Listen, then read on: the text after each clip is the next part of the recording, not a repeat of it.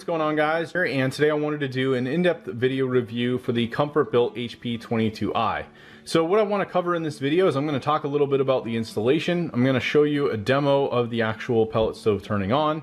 I'm going to give you some of my overall thoughts now that I've used this several times and kind of had some time to really understand how it works and some of the functionality.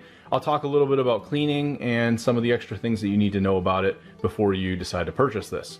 So before I get into the actual stove, I wanted to give a little layout of our home and kind of the environment here. So we bought this house last year and it had this inbuilt fireplace here, which we've since actually painted white. Kind of came out really nice. But originally when I moved in, there was actually tile that came out probably to about here where my finger's pointing. It kind of came out in a square right in front of the fireplace. Now the past owners actually had a existing liner that ran up the chimney, and they had a 6-inch liner in there that was being utilized for a wood burning stove that was freestanding, just sitting on that tile right here. The most recent owners that had been in the house for the last couple of years decided not to continue using that wood burning stove. They ripped it out, left the liner in, and just kind of had a cover sitting across the chimney. Now in my case, I'm in a basement here, and it probably gets, even in the summertime, like right now, we have it's probably about 85, 90 degrees out right now, and it's 67 degrees down here with no AC, no nothing on. So it typically stays colder here in the basement. I ran a mini split down here, had this installed from a professional HVAC contractor, and had this set at 70 degrees to heat with the Mitsubishi Hyperheat. And while this was very effective, our electric bill ended up costing well over $1,000 in January amongst all the other heating that we have in our large property. So I knew that I needed a different solution, and that's where this particular stove came in. So now that I've kind of gotten that out of the way, let's kind of get into the installation of this. Basically what this comes down to is I had to hire someone. They had to come in, remove the existing liner because the 6-inch is actually too big. They put in a brand new 4-inch liner that runs up the chimney. They put a new cap on the top of the chimney, and then they were able to hook up the entire Comfort-Built system for me. Now I recommend, if you go to the Comfort-Built site, you can actually look up vendors who are installers within your local area. They don't necessarily have to be licensed as someone that can do this, as long as they're able to do some of the firework, like liner work. Like the guy that I used wasn't actually officially licensed, but typically with the city, all that they're going to do is have you pull a permit. They're going to come in, look at the unit, and then just say okay, and they're going to leave. At least that was the case in my scenario. That may be different from state to state or city to city, but it was a very straightforward inspection process, and in terms of installation, there really wasn't much here that could necessarily go wrong, unless of course he didn't do something right back there with the flue setup. But really all it is a T-piece that kind of goes back and then goes up and attaches to the flue, which then has a cap that's tightened on the top of the chimney. Really not much to it in terms of that setup. Now for the actual stove itself, we were able to bring this through a doorway that we have back here that leads right to the outdoors. So for getting this in here, we just used the dolly. If you're going to be bringing it down, like if I had brought it down the stairs, would have really been very challenging to do that due to the weight. So just really consider that if you're going to be putting this into a room, is how you're going to actually get it in there. Now, beyond that, let's kind of go through some of the functionality of the unit itself. You have your hopper feeder up here, so you basically can open this, and I've got a bag of pellets here. Traditionally with pellets, you're going to be looking at about a 40-pound bag. I just picked this up from a local place that sells these right before our summer months. And typically you want something that's going to have as little sawdust as possible, like low ash. So they're going to burn really slow and obviously produce more heat without necessarily going through all the pellets really quickly. So you're probably going to want to try different pellets. This is actually the first one that I've tried. So I'm probably going to test out a few different brands and see which one I like better. But overall, fairly straightforward. This particular hopper holds about 47 pounds, so I can basically fit a full bag into this, and that should burn for roughly about 24 hours on like a low setting. You do have a sensor up here at the top. This is basically going to indicate if this is open. It's a safety mechanism to prevent this from staying on and potentially causing maybe like a pellet fire, where you could have fire coming up into this, any other problems. So that's really nice that they have that. In terms of the actual insides, you have this piece here that you can use to actually clean the combustion chambers that kind of go across right here. So this actually is a rod that comes up, and this is actually cleaning those chambers and keeping all of the soot and other things off of that. So this is just kind of a good practice to do this maybe every 2 to 3 days, something like that, in between when you're doing your cleanings. In terms of the inside, this door actually comes off here. This is all magnetized, so there's a large magnet here, so it will stay shut just from the magnet, and it's really easy to bring this open. Once this is open, I now have a lever here that I can then open this way, so this actually comes up. So you can see how secure this is. It's basically a massive door handle that's going to keep this thing, while it's actually burning, fully shut. Now on the inside, you can see all the ash is going to build up all within this section here, and then we have our burn pot down here. Typically, while this is running, you're going to have all the pellets feed down from the top here, and then the flame is going to get pretty big right up in the center here. When it comes to cleaning, this actually came with an ash vacuum, and I have it here in a closet. It just looks like a standard little shop vac. It does not come with any extensions, so I was able to use one of my other extensions that I had. This really helps kind of get into some of those small crevices, but this is specifically for ash. Also really good if you have a garden, you can go put the ash in your garden, and you have that option. So I just kind of keep this stored away, but it's very secure. It's got 2 large latches here on each side, so you're not going to get ash like spilled all over the place by accident like you might with another smaller vacuum that's similar to this. So typically you're probably going to want to clean this, I would say, you know, from what I'd gather, maybe every like 2 to 3 days max if you were running it for that extended period of time. Generally the ash is going to build up, as you can see, all around the front of the door here and all in the sill and in the base here. One thing I would caution as well is I noticed when I was cleaning a couple times, I did get some static charge buildup, and because this is all metal, you just want to make sure maybe you don't have a lot of static that you're carrying with you, because this will conduct. Beyond that, let's actually do a little demo here. It's actually summer right now, but because I'm doing a video, I do want to demo this for you guys. I'll show you how it works. We'll fire it up, and it does take a little bit of time. Let me go through the menu first before I show you that, and you can get kind of an idea. You have your power button here. This will power the unit off. You have your info button, so if I hit this, it'll actually light up the screen. We have, right now it's in manual mode. It's currently stopped. Our current temperature is 67, and then we have our fan blower speed. We have the time. It's Monday. It says 8:12, which is actually wrong. I need to update that, and then it says off. Now we can go through here and change any options we need by simply just hitting the up or down. You have kind of a back and then a return button, and then you can also utilize these other buttons to go like there's a cycle button here and this plus button. I actually don't think I use these a lot, but if we hit power on, you have 2 main options. Really, with the manual mode, this is basically just going to run. It's not going after a specific temperature. It's essentially just burning and running. If you go in the temperature mode, it's actually going to try to hit that temperature and then stay within that. So the fire is going to really roar up, get going. The fan's going to blow at maximum speed. Let's say it was 63 degrees and we want it at 67. We're going to get this thing going. It's going to crank as fast and as hard as it can. It's going to feed a ton of pellets. And then what's going to happen is basically you are going to have the pellet feed get a little bit slower automatically. And then it will just kind of keep the fire going so that way it can maintain the temperature. So it's really cool. It's almost like it's mixed the best of both worlds in terms of something that's like technologically advanced, really safe, but then also utilizing a real fire to produce really awesome heat. So let's go ahead and turn it on. While it's booting up and kind of igniting, I'll talk about a couple other things as well. So I'm going to hit power. We're going to leave it on manual mode. You can see it's going to flip. It might be a little tough to see here, but it says igniting on the screen. So that's basically now kicking up. You're going to hear it start dispensing the pellets into the burn pot.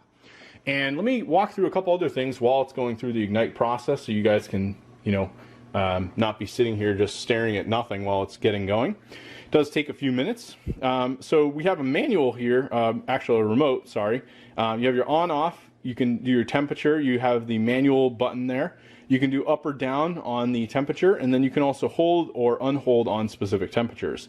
So really nice if you want to use this. My wife has her desk over here, so commonly, you know, she could have the remote here and say, oh, well, I want the temperature up, and she could control that without getting up from her desk and keeping that kind of going.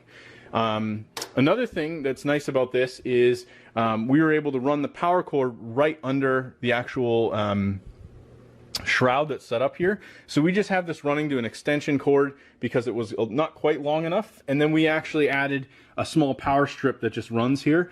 I do recommend putting this on something that would either be a GFCI or at minimum like a power surge protector. That way if you ever had any problems, it's just extra protection while it's staying on, keeping the electricity on. Beyond that, let's see, what else can we talk about with these? Pellets, obviously something you're going to have to buy in bulk.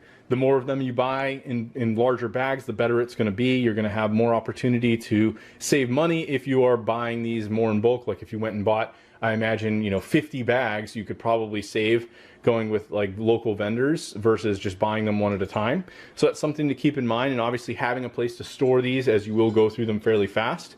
I believe this bag roughly costs around $5 to $6 for the 40 pound bag. So that's something to keep in mind. Another thing I wanted to mention with this particular model is we actually did run into a problem where we had a whine noise, and there's actually an auger that's basically up here. This guy down here spins, and that's what feeds the pellets, the auger that then feeds them down into the burn pot. So what ended up happening is we ran into a problem where we had this bearing on that auger that was causing noise. It was basically really loud and squealing. So I called Comfort Built, and they were actually really helpful. They sent me out the part, and they paid the guy who did my installation to actually come out and put it back in and basically install it for me for free. So it was really awesome support from Comfort Built. That was something I was a little bit nervous about going into this particular product, is knowing that, am I going to get good support? If there's a problem, am I going to have issues? And so far, their support has been really good. Here you can see the fire is now starting up. We basically will initially see smoke fill the entire chamber here. That'll then get sucked back up into the system, and now we're going to start getting pellets fed into this, and it's technically still in the igniting phase. Right now the fan is not on because we're in ignition mode. Once the fire is basically to a point we want it and the ignition is up and running, the fan is actually going to come out here, so most of the heat comes out here. You could probably put your hand up here even when it's full blast, and it's not even really going to be all that hot. So if you had a pet or something that's going to jump up here, a cat maybe, in our case we have 3 cats, not really going to be too much of an issue. The heat coming out of this, I have a gun that basically is used for like thermal sensing if you want to use it in the winter. I've used it to detect like weak points in doors and windows, and I pointed it at this upon our first use, and it ended up actually being a case where it was probably pushing out around 400 to 500 degrees of heat. So it really puts out amazing heat. The other thing that's nice about this is the heat feels really even. And if you have it in a space like we do here, because most of our house is actually above us, it actually rises onto the into the floor, and it just kind of feels like the whole house actually gets really warm. So this does take a bit of time, as you can see, to ignite. I just wanted to hit on different points that I could think of while this was going. One thing you'll notice with this is if the actual pellets get low, you can see it kind of drains them out almost in a circular pattern around the auger. You may have to constantly be thinking about, hey, do I have enough pellets in here?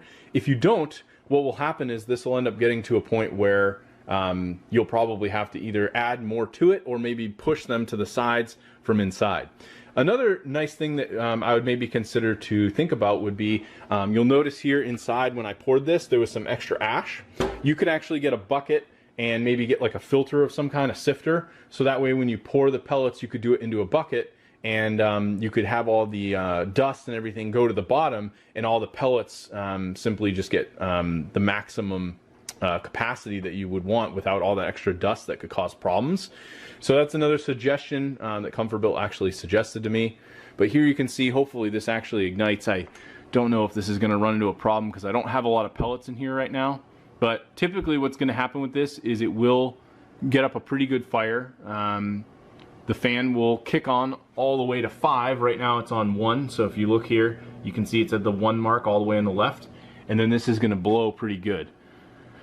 I have had a couple instances where it's given me some headaches due to the fact that either I maybe didn't have enough pellets, maybe I hadn't cleaned the burn pot quite enough, whatever it may be.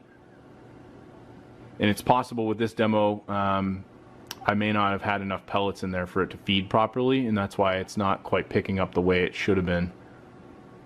You can see the flame actually started to get pretty good, and now it's kind of kicking out. Another thing that my installer told me is that if you run this after maybe like say a summer season, you haven't had it on, you may want to open a window because of the fact that some of the pellets would be sitting and there's like humidity and things like that in the air. It may be good to open a window. In our case, we have one window. That way, if there's smoke that comes into the room, you're not going to have a problem. So just something to keep in mind. But yeah, I'm not sure if we're going to quite get this up. Usually, again, it does take some time. Typically, these are designed to be running for extended periods of time. It may even kick off on me if it decides that I didn't have enough pellets and then the flame doesn't get up. But traditionally you will expect the fire in this to get pretty high. It literally will go as high as the glass and almost look scary to some extent, where you're thinking, oh, is this actually normal? It looks like it's now doing a little bit more smoke, probably trying to really get it into ignite mode. I'll see if I can feed some more pellets there to the middle. That may help.